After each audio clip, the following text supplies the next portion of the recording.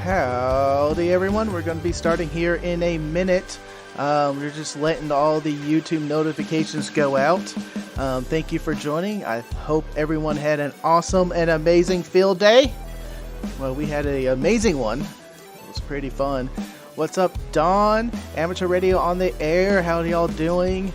Andy, always loud and proud at the top of my chat window. Thank you for joining. 45 auto. We did not shoot any of those today, or yesterday, or the day before. But we had fun. We'll be talking all about our field day over on Jason's stream coming up at the top of the hour. We're going to go ahead and wait a little bit more, but thank you all for joining.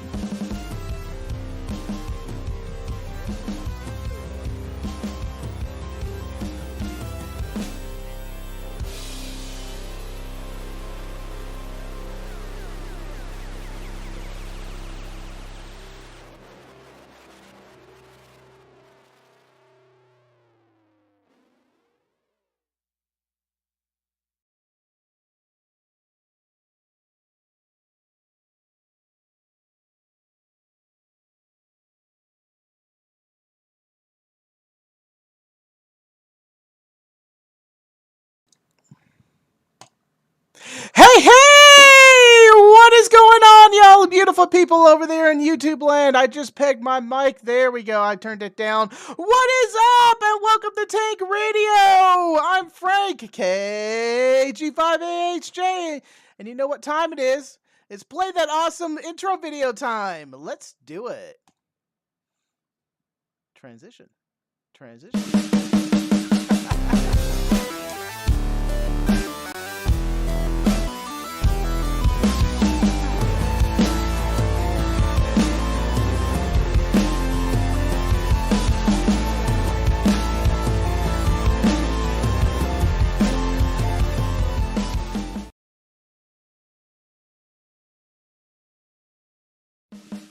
Thank you to all my Patreon supporters. You can support me on Patreon. There's a link in the description below. And to all my tankers out there, go forth and conquer.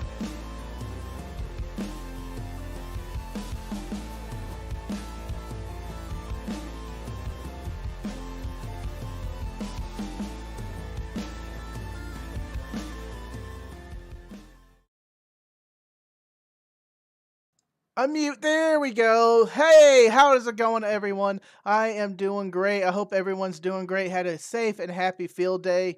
I had a happy field day. I got some wombs over the weekend. We're going to be talking about that in the next hour. But this hour, I have another Frank coming on screen. We're going to be talking about amateur radio ISS, or ARISS. I hope I said that right. ARISS.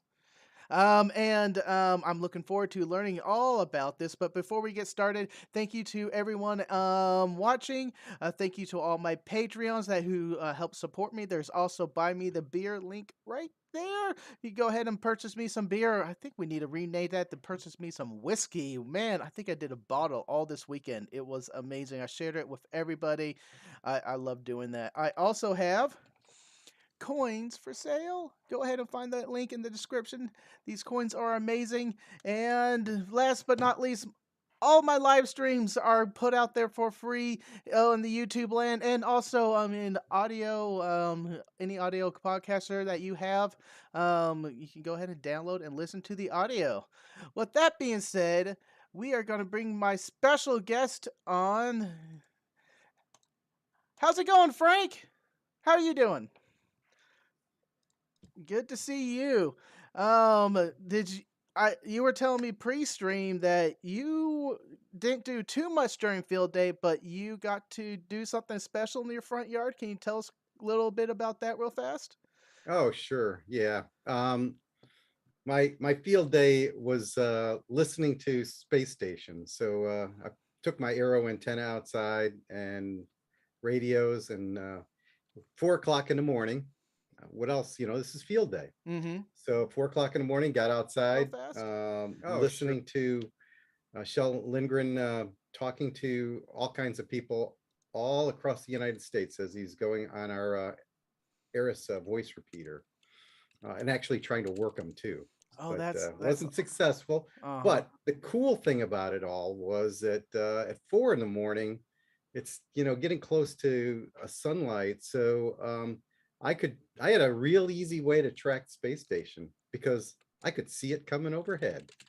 So Oh, just point the antenna right to the space station. It was pretty cool watching that. And after it's set, I looked out and I could see a real thin um, uh, crescent moon right on the horizon, beautiful orange, and the different planets all lined up.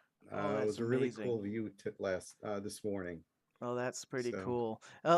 If well, that's like the cheat button. You can see the ISS of the satellite yes. as it crosses the sky, because that's the one thing for me when I was trying to work satellites, and I did not do any satellite work this weekend. There's a long story, I'll tell y'all later. Um, that it was hardest to track the azimuth and to understand what angle I was supposed to go across the sky. And if it was a pretty up and down, sometimes you got to turn and then come back down on the other side. If you're working with a tripod like I do, so I can just lock it in there and pull up the radio and do the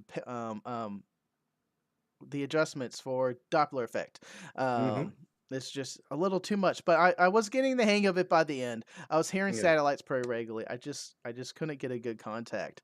But I want to know much more about Eris. So you can go ahead and give us show us what's going on with y'all. Okay. So I have a slide set here. I can talk. Please, please. And what I want to focus on tonight is our ARISS 2.0 initiative, which is our next generation vision Can you for share image your radio on the screen? It's International not Space shared right Station. now. Pardon? Your screen's not shared. It's not shared.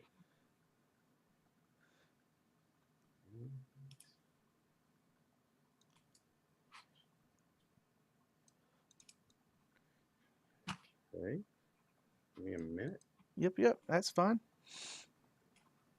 While you do that, TC Fitz, thank you very much for the super chat. We had an awesome and amazing field day. Screen share. There you go. Perfect. All right. All right. So let's go back to this. Sorry, folks. It's okay. There we So go. I'm Frank Bauer, KA3HDO. Been supporting ARISS from the very beginning, actually. Um, but before I get into talking about ARISS, I want to take you through a little fantasy, if you will. Mm-hmm. Each one of you actually got an inheritance of $55 million, and the only way you're allowed to spend it is by taking a flight to the International Space Station.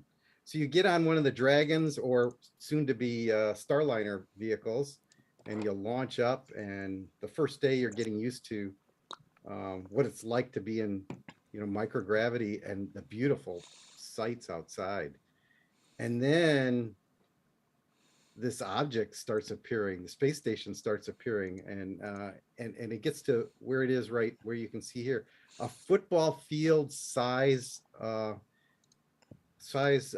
vehicle. I mean, 1 million pounds, one of the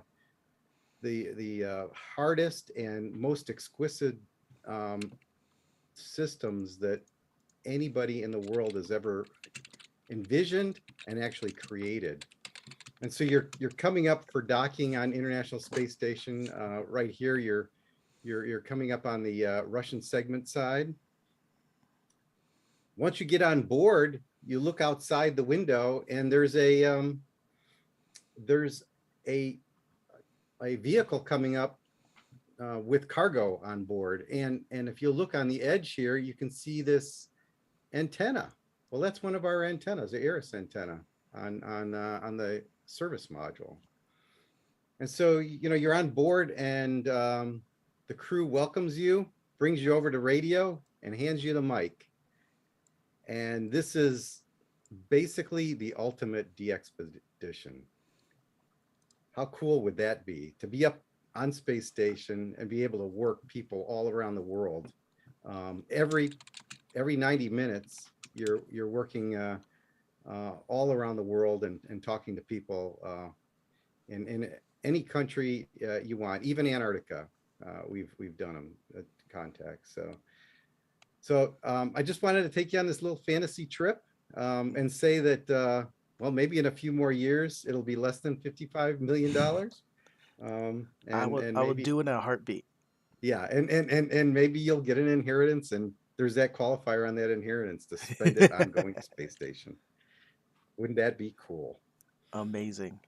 Yeah. So let's talk a little bit about ARISS. ARISS is, our main bread and butter, if you will, is we're a youth education activity, a STEAM activity: science, technology, engineering, arts, and mathematics. We give students a 10-minute opportunity to talk to the crew um, through amateur radio, and that's the pinnacle of what they do. They spend 3 to 6 months before that immersed in all kinds of STEAM activities, learning about space exploration, research, space communications, learning about ham radio and radio science. And the other part about ARISS is that we're backup comm to space station. And let me just say that on the shuttle, we were used a couple times. On Mir, when they had the accident, we were the prime communications link for about a year. I mean, not a year, a week. And then on space station, we've been called up, although we weren't used once. So we, just like ham radio, the spirit of ham radio, we're backup comm when all else fails. I did want to give a shout out to our sponsors. We could not do ARISS without our sponsors. At NASA, our Space Communications and Navigation Organization in NASA funds us because we're backup comm. The ISS National Lab handles half the research on space station. Actually, ARISS is considered a research project. We do experiments every time when we have a student. We have the students talk to the ISS, to the astronauts on ISS. ARDC is a new sponsor providing significant support to us on some of our educational initiatives. And then, of course, the mainstay from the beginning of human spaceflight amateur radio, ARL and AMSAT, providing the support. And all of these folks provide financial contributions as well as in-kind support. So for those that aren't aware, amateur radio has followed human spaceflight as it's evolved over time, starting in 1983 with Owen Garriott's flight on the space shuttle, the ninth space shuttle mission in November and December of 1983. And then as human spaceflight transitioned into space stations, so did amateur radio on the Russian Mir space station. And the Russian Mir space station had international partners, including NASA, engaged in it. It was kind of a practice for the International Space Station in ARISS. And even for amateur radio, it was a good practice opportunity for us. So what are our main objectives in ARISS are, of course, one of the crucial aspects is STEAM education. But to make that happen, to allow students to be able to talk to the astronauts, we have two other initiatives that are critically important. One is the development of spaceflight hardware. So we have an engineering team that develops those systems and deploys them out. And then we operate the equipment too. So spaceflight operations and spaceflight hardware development are our other two prime initiatives. For those that aren't aware, we became the first operational payload on space station. We got turned on 2 weeks after the first crew came on board, and we've been operational ever since. We've done over 1,400 connections with schools all around the world. And we do basically on the order of 60 to 80. We've gone up to 120 contacts a year. So that's like at least 1 to 2 a week. And then you can That's see the other things. Our team is worldwide, all volunteer. There's just a couple individuals that are providing part-time paid support, as well as our operations team down in Houston. We put in about $5 million worth of in-kind volunteer support on this program a year. And as I mentioned, we are international. Um, you can kind of see the different contexts. Our contacts represent about a third in the United States, about a third in Europe, and then the other three regions, Russia, Japan, and Canada, take up about the other third. Now, the five regions represent the five major space agencies that are responsible and are partnered for to support the International Space Station development and operations and research. So I think, Frank, you've got the video. Do you want Yes, to I do. play that? Yes, and here we go. This, okay, go ahead. This is Owen. What experiment that you've done had the most unexpected results? What was the expected and actual outcome of said experiment? Over. Wow, Owen, that's a very detailed question. We have lots of experiments going on up here, but one that when I first arrived, we were growing some plants, and I thought that they would grow more than they did. Over the course of several weeks, they were just a small sprout, which surprised me because pictures I had never seen growth in space before on my previous missions. So I'm looking forward to trying that again and getting better results. Over. So that video, just so you're aware, normally people see the students talking. It's not that often we get a video of the astronauts doing, the astronaut point of view. And actually, it's kind of cool to actually, that contact was done in May of 2020. It was our first operational contact after COVID hit. And so it was the Airdrie Science Club and in Canada. So you can kind of look it up on our YouTube site and compare and contrast that video with the what the students experience. But basically that provides the astronauts' point of view of how the contacts are That's done. pretty cool. So it seems like they had a station, a normal radio station, or it wasn't a special, specific design equipment for the International Space Station. It looks like a normal head plate for a normal radio they have up there to transmit back to us. How often is that just kind of on for the astronauts to use, or is it a special thing that you schedule with them?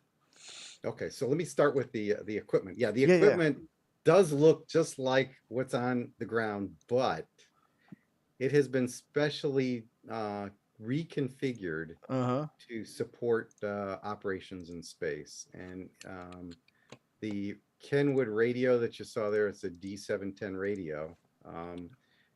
We've modified it to have a larger fan on it, and there's a substantial amount of reconfiguration of the architecture. The program modes in there were actually architected by a group actually led by Bob Berninga, WB4APR, to make it simple for the crew to utilize Mm-hmm. and maximize the benefit on the ground. Now, the way it works is that you just have to push a couple buttons to get ready for a school contact. Mm-hmm. And for the voice repeater, which was running this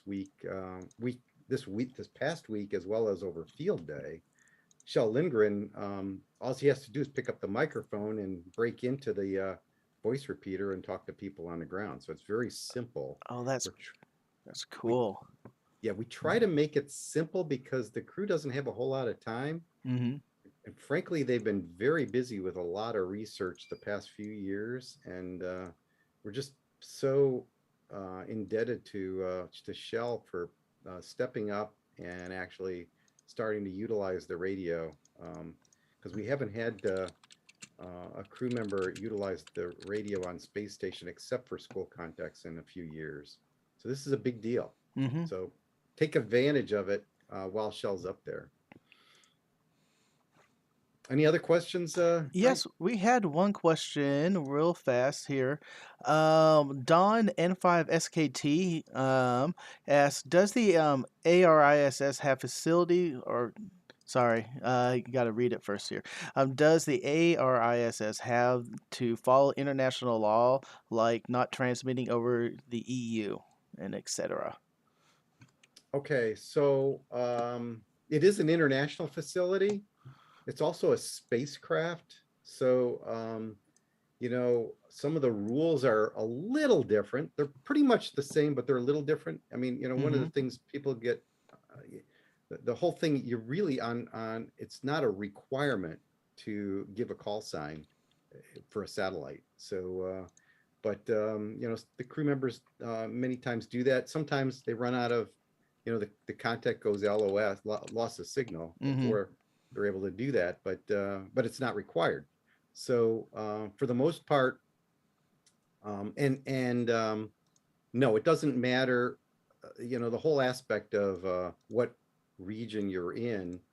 A space station is international, so we do have different call signs. Probably have seen, but that's more for this complication called third-party traffic, Mm-hmm.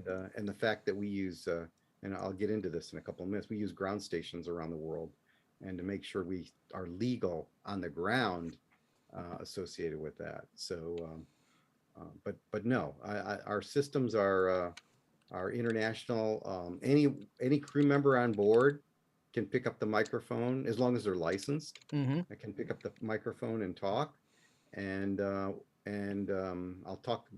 You'll see this in a couple of minutes.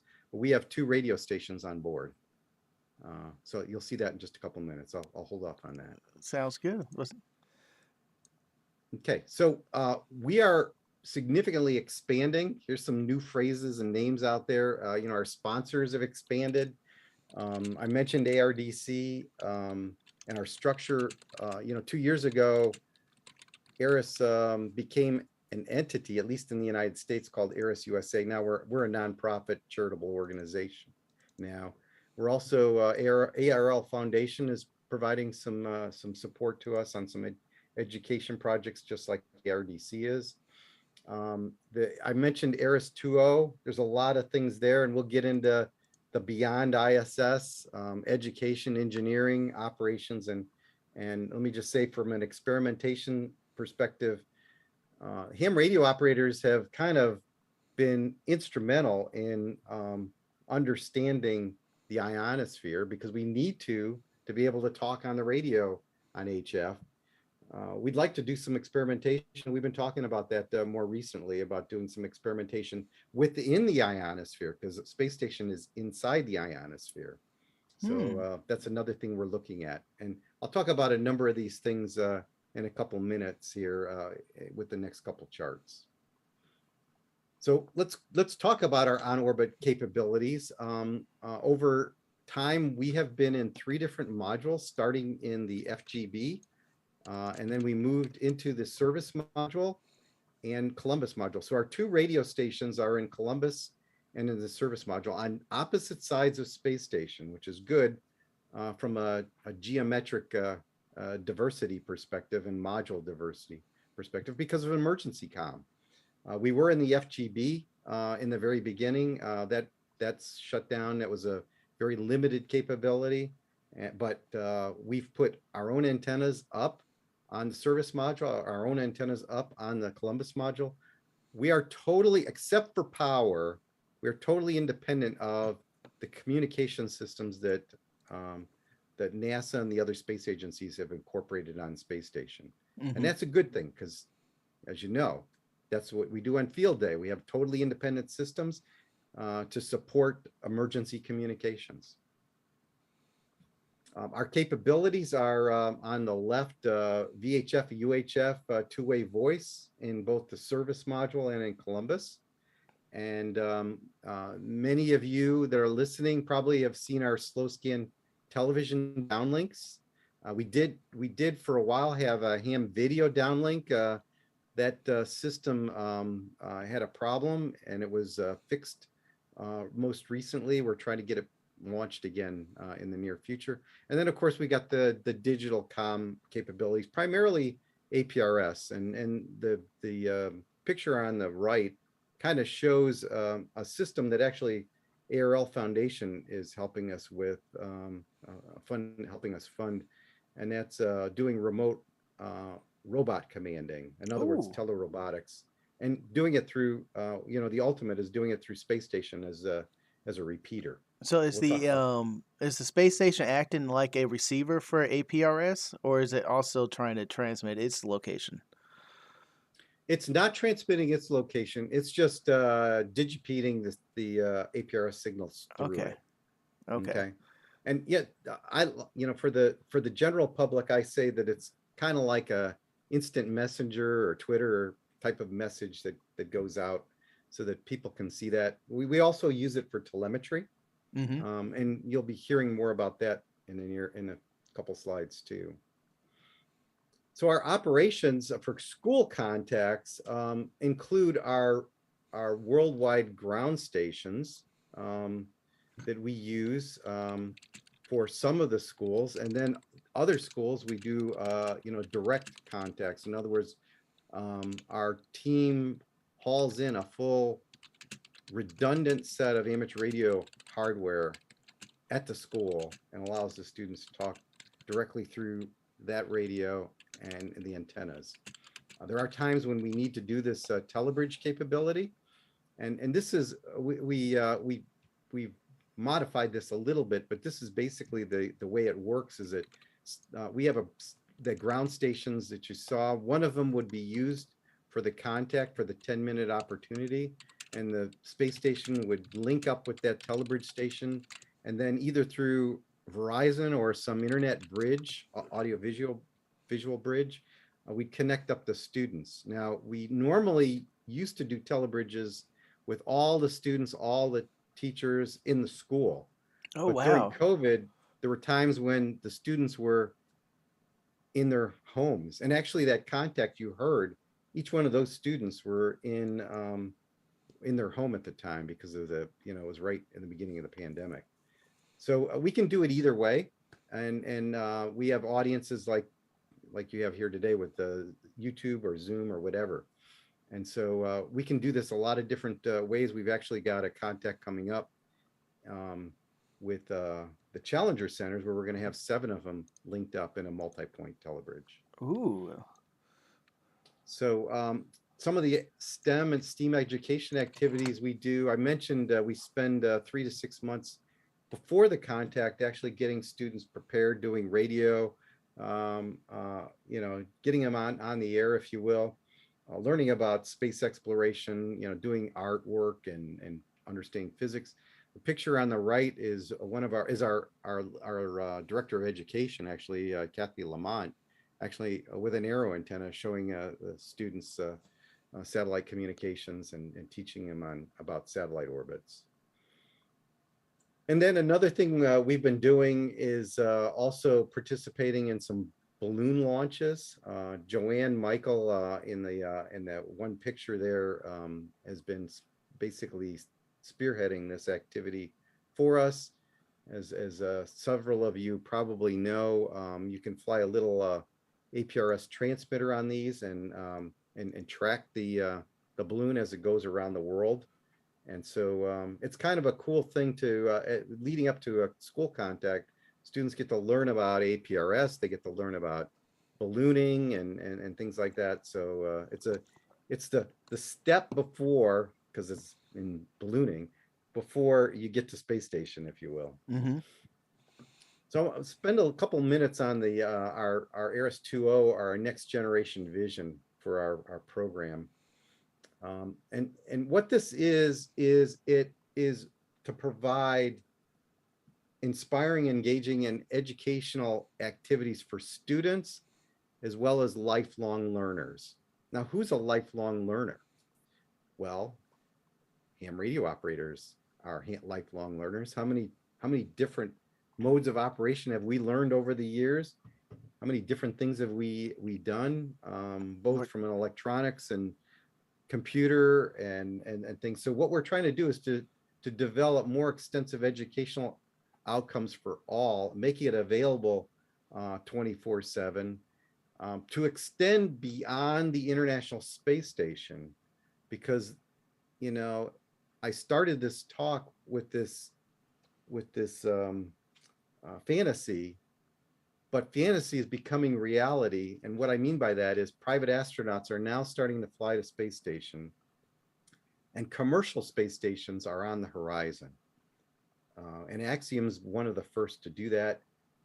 And then there's lunar opportunities too. So, we've got a lot of different initiatives underway right now. We're working with Axiom, and I'll talk about that in a minute. We're doing the balloon launches. We're actually looking at beyond just analog SSTV, but also looking at digital. And then we've got um, several educational initiatives in development too, and I'll talk about them in a few minutes. So Lunar let's talk launcher about sounds Axiom. cool. Pardon? The lunar, that sounds cool. Yeah, I'll talk about that too.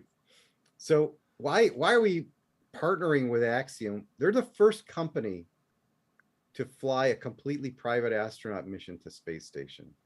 And they're going to be building modules that will actually attach to space station, but can be later decoupled and independently flown with crew members on board.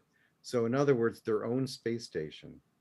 Now, they're not the only one that's doing this. There's several companies right now doing this, and we're trying to work with them, because human spaceflight's future, you saw the transition from shuttle to Mir to space station. Mm-hmm.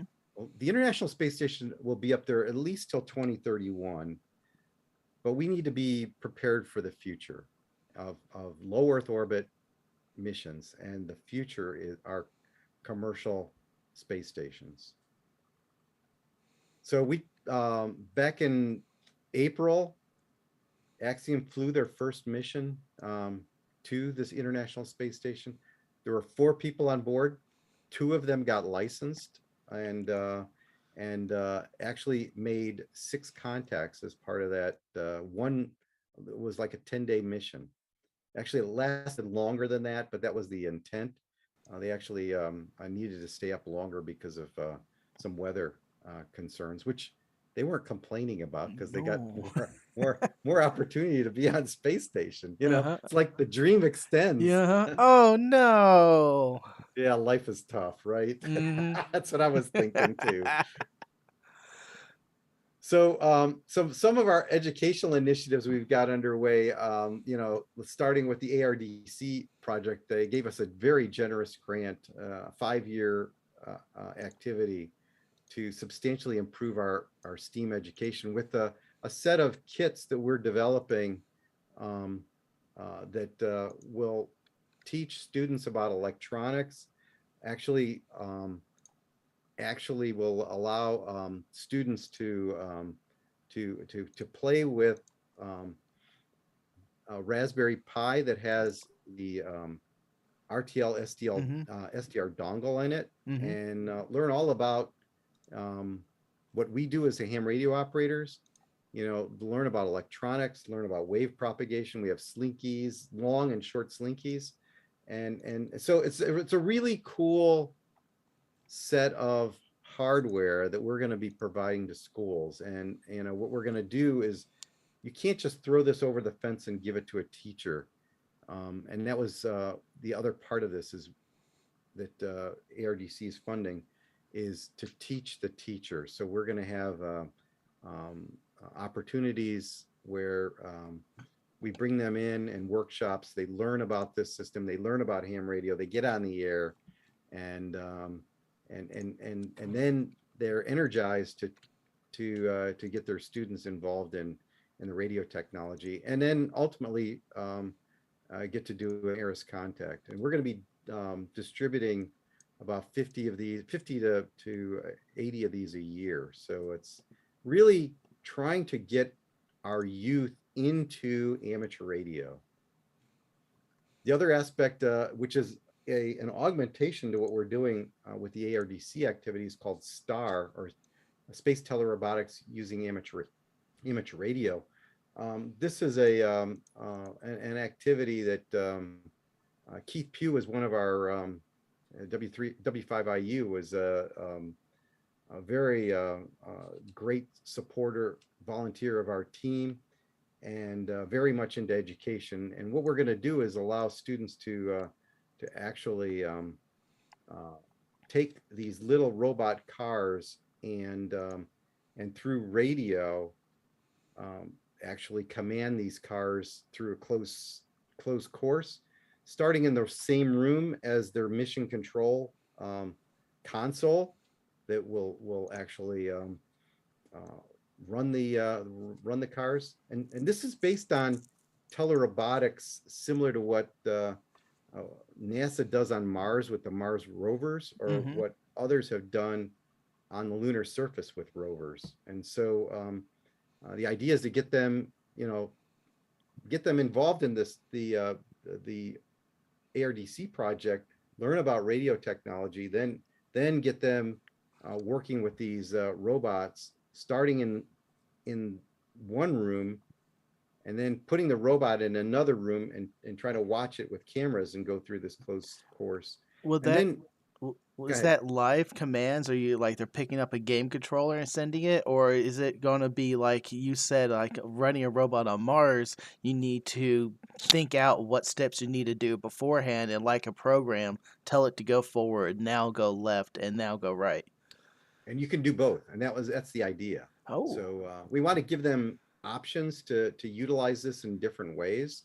So yeah, you can do it in real time like Mm-hmm. you described, or you could sequence the commanding and send it that way.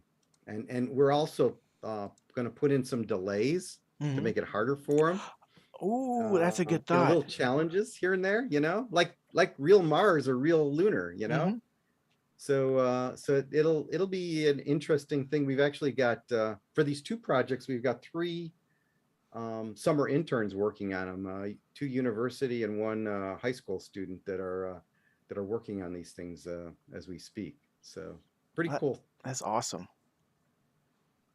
So that from an engineering perspective, back in March of 2020, we launched our next generation interoperable radio system. And now we have two of these radios on space station. This encompasses a power supply, which is why this is next generation, is that this power supply has so much capability in it. We can add more systems and more capabilities to space station, not just one radio, but multiple radios plus other devices. And we'll talk about them, the first set of equipment in a few minutes. And I want to thank everyone that donated to help us pay to produce these units. We had to build 11 of them, and it costs a lot of money because we had to space flight, qualify these things. Mm-hmm. And we have two of them, like I said, on board space station right now. So pretty cool. Is space qualifying different than flight qualifications?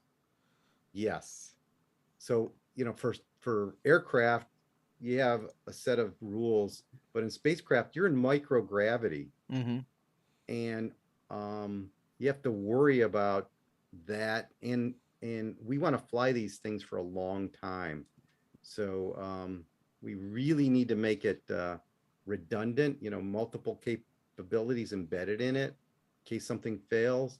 And then also it needs to be it needs to be able to work in microgravity, which there's no, the convection that you have for heat dissipation on the Earth, you don't have that in space. So you really have to rely on, um, in space station, the blowing of air through the system to make sure that you keep your components cool. Oh, And that's so that's an important piece of this. that's I did interesting. want to make a shout out to Mm-hmm. we actually Bill Tynan, W3XO, one of the pioneers of AMSAT, and actually the first human spaceflight leader, and actually was instrumental in getting us on Owen Garriott's flight. We dedicated the first radio station to him because of all that he did to get us to where we are today on space station. So the other project is an on-orbit project. It's called Student Mission Control. So I mentioned we have a mission control capability for the robots, but we have another type of mission control project that ISS National Lab and the National Science Foundation are funding with us and the University of Berkeley.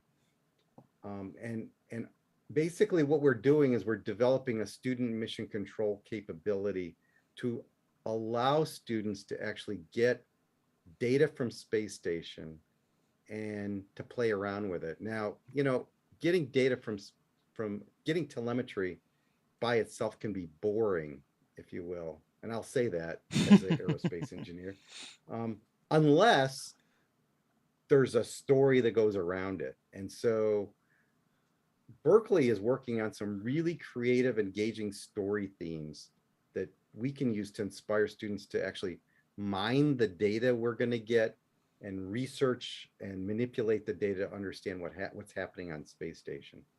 And ARISS's contribution is we're developing an on-orbit sensor system that will actually be in a Raspberry Pi, and on the Pi hat, all of the sensors will interface with that. And I'll show you in a second here how this is going to work.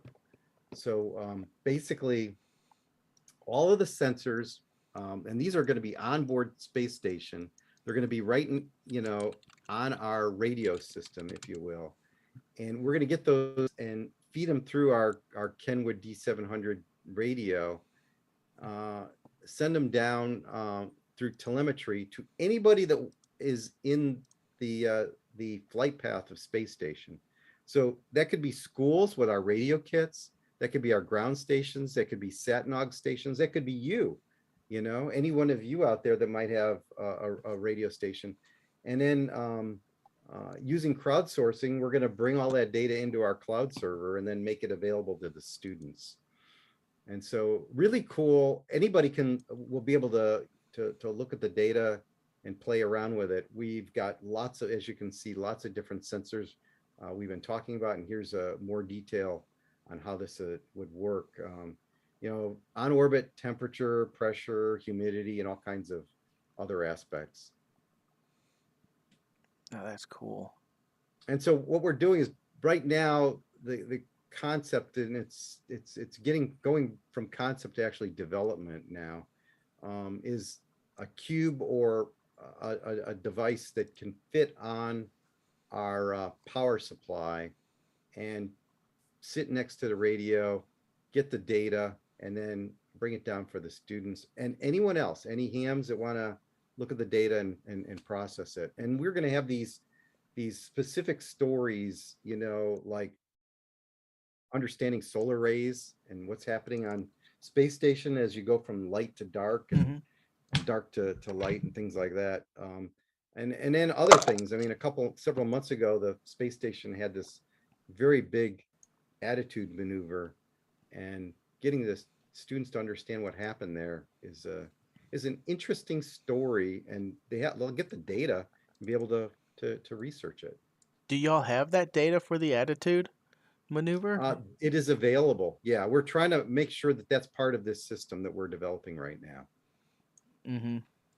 So, and then you mentioned, Frank, about the lunar. And we're working with AMSAT on the Lunar Gateway and Artemis missions that are coming up. We've come up with some ideas.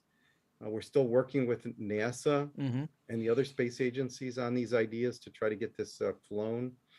But it'll be a challenge. The distances are significant, but it will be very cool if we're able to make this happen. And so I mentioned the lifelong learning. I did want to spend a couple minutes talking about ham operations. And you mentioned it in the beginning. This is the field day setup that Shel Lindgren had in place. What? Yes, all set up. He was already getting call signs before field day. This is a picture taken a couple days before field day, Uh-huh. but was ready to make contacts, and he's done a lot of them. I Oh, wow, have no look at idea how that. many, but he was firing off. The two passes I listened to, he was really firing off with a lot of different people all around Uh, in the flight path. Look at all those patches. So that's catching my eye right now. And Yeah, I see the equipment that you were showing on screen prior. yeah. Um, that's so So cool. that's a D710, and actually, if you look at the base of the D710, Mm-hmm. right here is the larger fan Mm-hmm. that's on the D710 to allow us to operate the voice repeater. Mm. And there's a lot of stuff embedded, mainly software and firmware, but a lot of changes. And even the microphone looks different. Mm-hmm. This this uh, this stuff that's on here is to prevent flammability, because rubber, which is the what's on the interior of this, is Mm-hmm. flammable. So So those I are things assume that is a normal, just an icon mic, but you have it wrapped in a flammable resistant material. that's correct. That's Okay, correct. And interesting. and I didn't say this, but our power supply was built by our team. Uh huh. Terry Banky from our team and Lou McFadden were intimately involved, as well as several others of us, in the development of this and all of the safety aspects. So you think about working on a power supply, you don't want to have that power supply shock somebody. So yeah, this was the field day setup that Shell Lindgren was using today. Oh, that's awesome. So basically, for those that want to contact the space station, you basically need a VHF, UHF, FM radio that's voice capable as well as APRS packet capable. If you want to listen, you can use an SDR dongle. I've done it. Actually, picked up the slow scan television from it Mm-hmm. that way. The antennas depends on what you want to use. The higher the gain, oops, sorry about that, folks. The higher the gain, the stronger you're going to get the signal. School contacts, we run 25 watts. So those are usually really easy to pick up with a handheld and a handheld and a rubber duck, if you will. But the better the antenna, the more you're going to hear a satellite pass.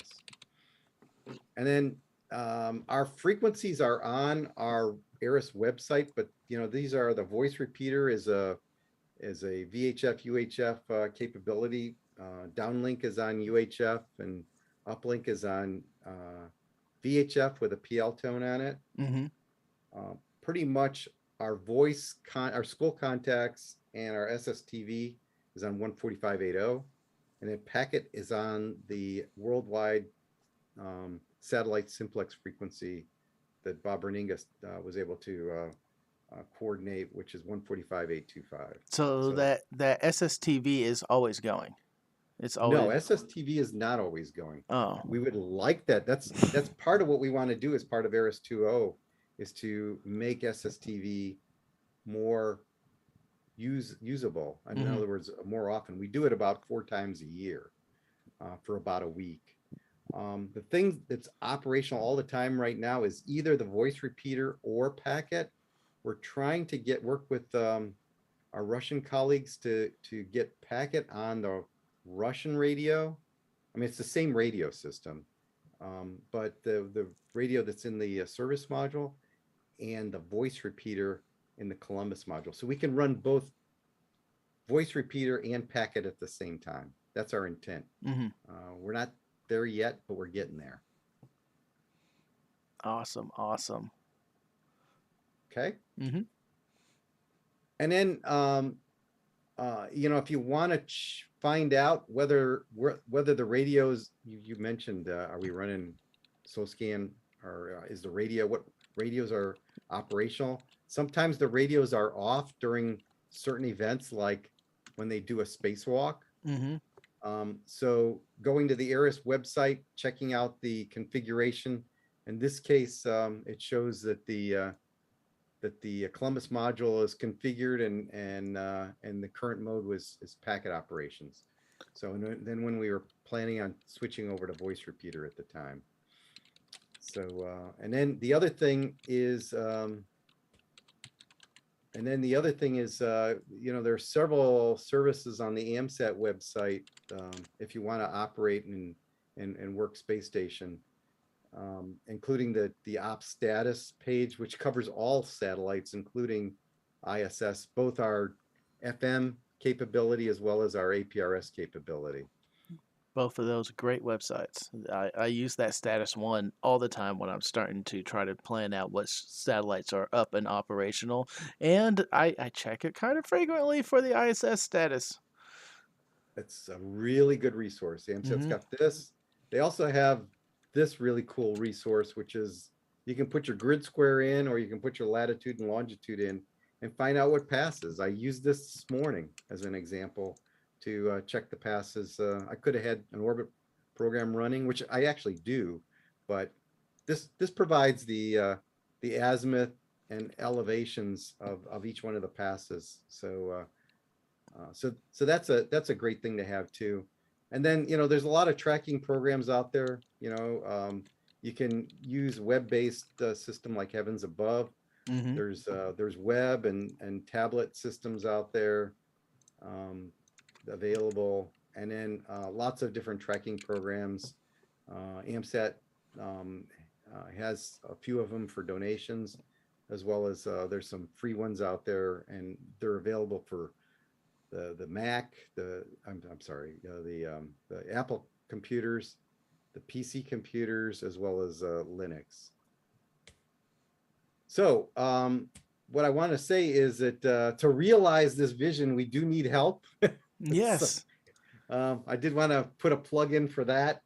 We have all kinds of different opportunities out there. If you're interested, probably the easiest thing is my name is Frank, Frank.Bauer at ARISS-USA.org. So just drop me a line there. And then, the experience is phenomenal. You can see all the students around the world operating and talking to astronauts, like I said, at least once to twice and up to 2 and 3 times a week.